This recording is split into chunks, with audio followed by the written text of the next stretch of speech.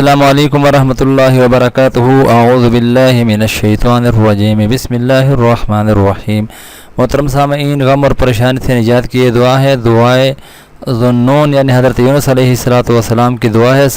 حضرت سعد رضی اللہ تعالیٰ عنہ فرماتے ہیں کہ رسول اللہ صلی اللہ علیہ وسلم نے ارشاد فرمایا، ذوالنون یعنی یونس علیہ السلام کی دعا جو انہوں نے مچھلی کے پیٹ میں رہنے کے دوران کی تھی وہ یہ تھی، لا الہ الا انت سبحانک انی کنت من الظالمین، تیرے علاوہ کوئی سچا معبود نہیں، تو پاک ہے، یقیناً میں ہی ظالموں میں سے ہوں۔